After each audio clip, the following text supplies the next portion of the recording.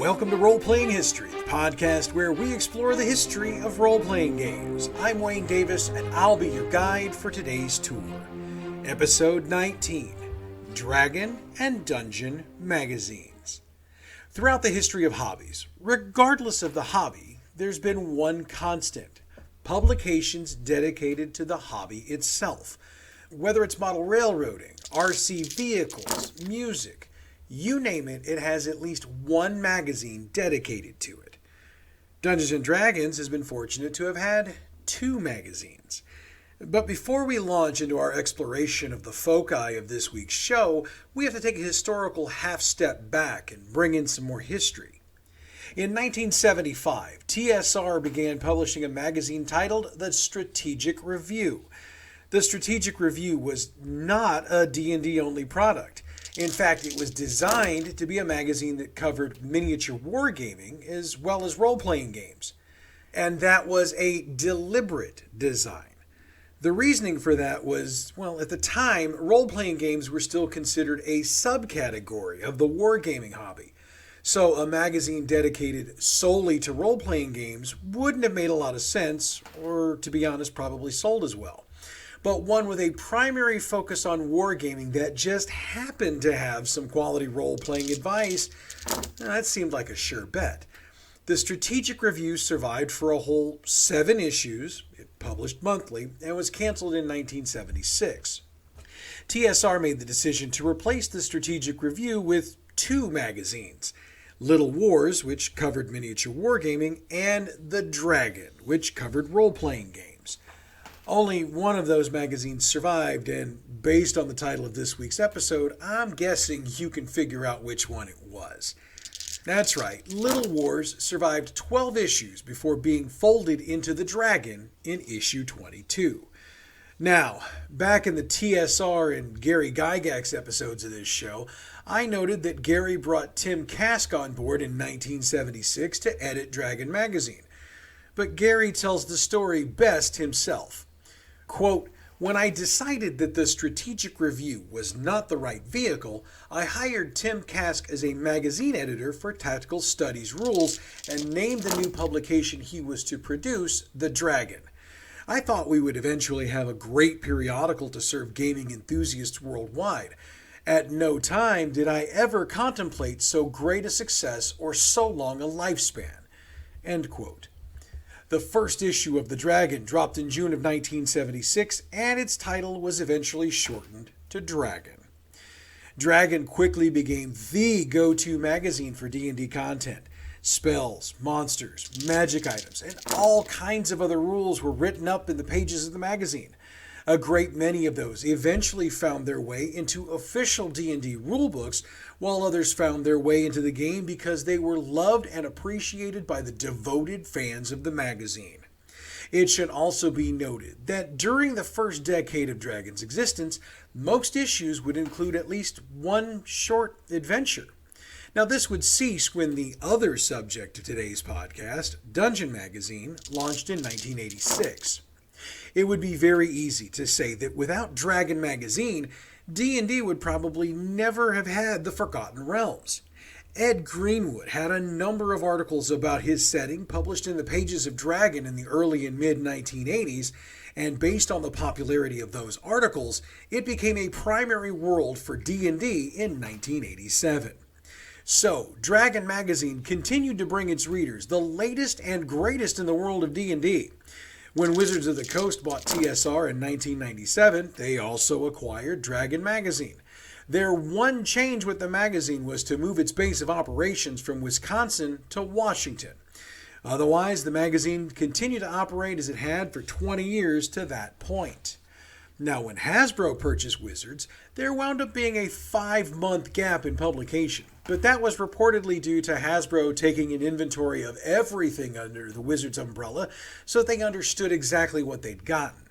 Once that was done, the next issue came out and the magazine stayed on time for the remainder of its lifespan. In 1999, to celebrate the first 250 issues of the magazine, a special CD-ROM was released.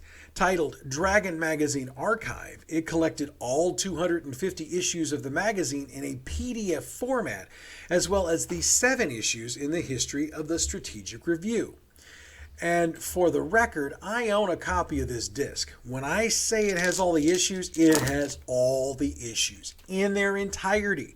The articles, the comics, the ads, everything. In fact, that everything inclusion is the reason why that CD is no longer in print and no longer available anywhere legally.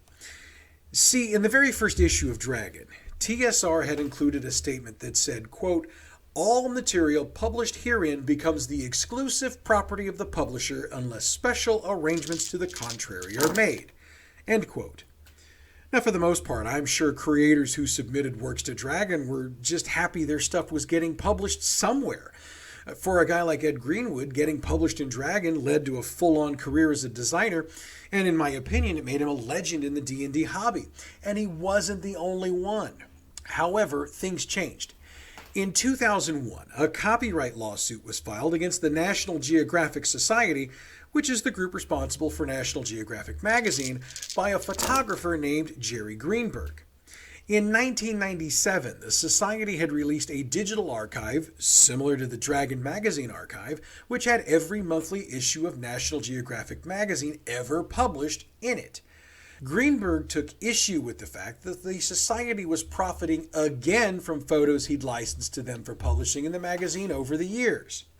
So in layman's terms, Greenberg's argument was that the archive the Society had produced was a revision of the original work rather than a reprinting of the original, and therefore the license he'd signed with the Society no longer applied. Needless to say, this case spent about a decade working its way through the courts. Eventually, they agreed with Greenberg, with the initial judgment coming out from the 11th Circuit Court of Appeals in 2001. So, with Wizards and Paizo Publishing, who took over publishing Dragon in 2002, seeing the writing on the wall, the archive was pulled from stores. And needless to say, if you've got one of those, you've got yourself quite the little collector's item. Now, as I just mentioned, Paizo Publishing took over the publishing of Dragon in 2002. I should also note here that Paizo had, and still has, a stated policy that the comics that appear in their publications remain the property of their creators. It has been noted over the years that Paizo's policy also influenced the decision concerning the discontinuation of the archive. During Paizo's time publishing Dragon, it and Dungeon, which Paizo also got the rights to, were tied more closely together, with Dragon publishing rules and other articles that would support some of the adventures being published in Dungeon. Also during this time, Paizo utilized the magazines for multi-issue adventures, such as Age of Worms and Savage Tides. On April 18, 2007, Wizards of the Coast announced that Paizo would no longer be publishing Dragon magazine. The last Paizo issue dropped in September of 2007. In August of 2007, Wizards announced that Dragon would be going to an online-only format.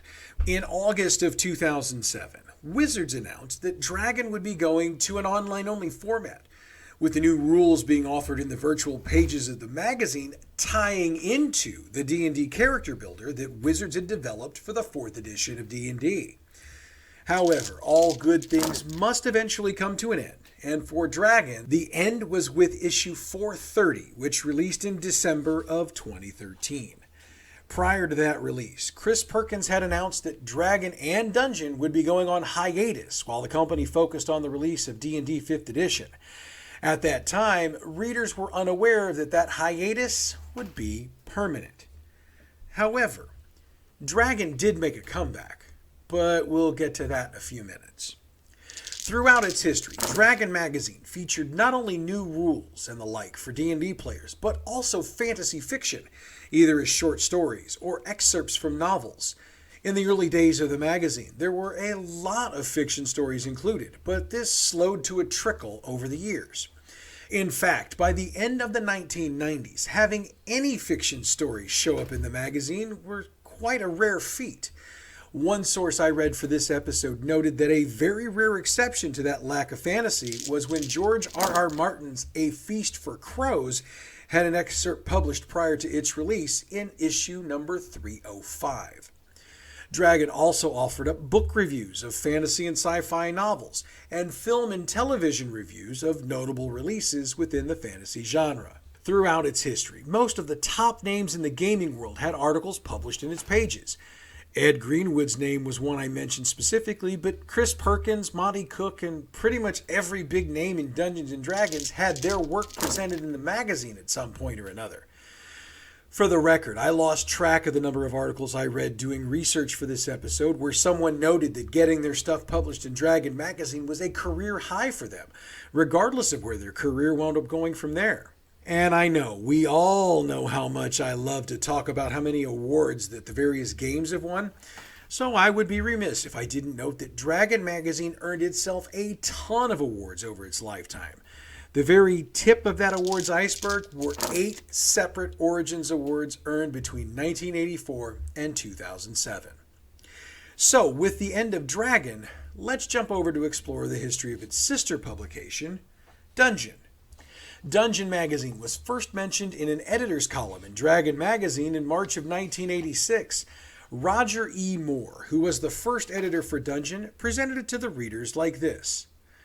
Dungeon Adventures is a new periodical from TSR Incorporated in which you, the readers, may share your own adventures and scenarios from AD&D and D&D gaming with the legions of other fantasy gamers. Each issue offers a number of fairly short but often quite complicated and long-playing modules selected from the best we receive. Now, while Moore referred to the title of the magazine as Dungeon Adventures, technically the title was Dungeon Adventures for TSR Role-Playing Games. Since that's a mouthful, I'm going to go with Dungeon Adventures from this point on. The first issue was dropped around October of 1986, but that exact release date is not quite certain, as the first issue doesn't have a date on it. We can guess October as the second issue has November-December 1986 printed on it. As promised in that first statement, Dungeon Adventures was 64 pages of short adventures for both AD&D and D&D, and were written by a mix of amateur and professional role-playing writers. When the magazine celebrated its first anniversary a year later, Ken Rolston dropped a brief review in the September 1987 issue of Dragon and was exceptionally generous in his review. Dungeon Adventures continued to be published bi-monthly throughout the 1980s and into the 1990s. In 1997, Wizards of the Coast acquired both Dungeon and Dragon magazines when it purchased TSR, and the next 30 issues of Dungeon Adventures were published by Wizards. With the drop of issue 78 in January of 2000, the title of the magazine was shortened officially to Dungeon Adventures. 4 issues later, in August, that title was shortened even further to now be referred to as Dungeon. As I mentioned when discussing Dragon a few moments earlier, both it and Dungeon were shifted to Paizo Publishing in late 2002, then back to Wizards in 2007. Dungeon got the same treatment that Dragon did upon its return to Wizards, as it was moved to an online-only format. At the time, Scott Rouse, who was the senior brand manager of D&D at Wizards, noted that, quote, "Today the internet is where people go to get this kind of information. By moving to an online model, we are using a delivery system that broadens our reach to fans around the world." End quote. It should also be noted that when both magazines went digital, Dungeon saw some material that was once Dragon exclusive be moved to the Dungeon side of the equation. One example of this was the column Save My Game, which had appeared in Dragon for years. The idea behind this move was to make Dungeon magazine a one-stop shop for DMs, while Dragon would be more of that one-stop shop for players. Also, Dungeon saw material released on an almost daily basis during this time, though it was compiled monthly into a PDF format for those who wanted their material in that particular format. This continued through 2011, when Wizards stopped the monthly compilations. Those were restarted again in October of 2012. The final issue of Dungeon was released online in December of 2013. For the record, it was issue number 221. However, much like I said about Dragon, Dungeon rose from the dead as well, though not quite in the same way. Again, we'll get to all of that in just a minute. When discussing the history of Dungeon Magazine, we should always come back to this point. It was the one magazine where you were guaranteed to find new adventures each and every issue. Some were playtest scenarios, while others were homebrewed adventures. Regardless, much like with Dragon, Dungeon was a home for game creators looking for a place to get themselves published, and TSR found a number of their game creators through submissions to Dungeon Magazine. Also like Dragon, Dungeon saw its material transformed over the years as well.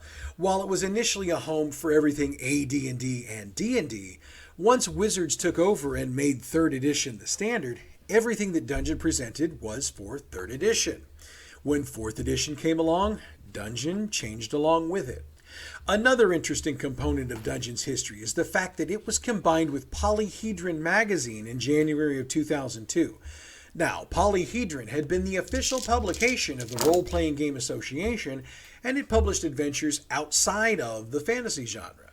So for about 2 years, Dungeon had portions of its issues devoted to the materials Polyhedron had supported for years. This ended in September of 2004. Oh, and awards. Well, Dungeon took home a building's worth of them over the years from pretty much every publication that gives out awards. I lost track at about 24, and there were way more than that. Okay, I've mentioned a couple of times that while Dragon and Dungeon ceased publication, they both came back to life. Let's look into that. On April 30th, 2015, Wizards launched a new, fully digital, bi-monthly publication called Dragon Plus. It's the spiritual successor to both Dragon and Dungeon magazines. I say spiritual successor because it doesn't share history with those magazines. And in fact, it has its own numbering system, with issue 1 dating itself to April of 2015. Dragon Plus can be accessed through a free app and is full of game strategies and insights, details of the current D&D product, interviews, comics, lore, and information on the various game worlds being utilized for the current edition. Dragon Plus also utilizes links to its Facebook and its Twitter feeds. And with that little nugget, we come to the end of today's tour. Next week, I want to dive back into Dungeons & Dragons by taking a look at D&D's 1st edition. Now, in doing that, we're going to be doing a lot of compare and contrast, so you might want to have your 5th edition handbook handy. Now, before I do anything else, I do need to apologize. I know that this week's show got out a lot later than it has been, and it's a lot shorter than I would usually have, and I don't have anybody but myself to blame for that. I did want to note I started a new job this week, and I didn't really plan my week out properly, so that left me scrambling at the last minute to get the episode produced, but I swore I was going to get this episode out because I promised I would. So overall, yeah, there was a lot of shit that went bad this week, and that's on me. So I'm going to do everything I can moving forward to make sure we don't have that problem again. Now, as always, I do need to make sure we get that credit out there to pixabay.com for the music that we use to intro and outro the show. I got to make sure I give you the thank you, each and every one of you. I want to thank you for making this podcast a part of your week. Your continued support is what makes me keep doing this. And as always, please tell your friends, your family, your coworkers, tell your enemies, man. I mean, while you're in the middle of telling them piss off, tell them if they're looking for something great to listen to, this podcast is what they need. More listeners means, I get the opportunity to drive a little more revenue for this show, and more revenue means I get to do more cool shit for this program. So that's really, because every penny I make, which is about $2.70 to this point, but every penny I make, I pour back into the show. So the more people that listen, the more money we make, the more shit I can do with this show. So really, like I said, tell everybody. As always, you can follow us on Facebook at the Role-Playing History Podcast page. Hit us up on Twitter at RoleplayingP, YouTube You know it, we've got a channel, Role-Playing History Podcast. Click on the subscribe button and hit the bell to get notifications when we drop new stuff. You want to email me? Please do. roleplayinghistorypodcast@gmail.com. Next week, we go back to the first edition of Dungeons & Dragons. I can tell you this, it is a way different game than what we're playing today, so you're going to want to check that out. But, like I said, that's next week. And until then, I'm Wayne Davis, and your Role-Playing History.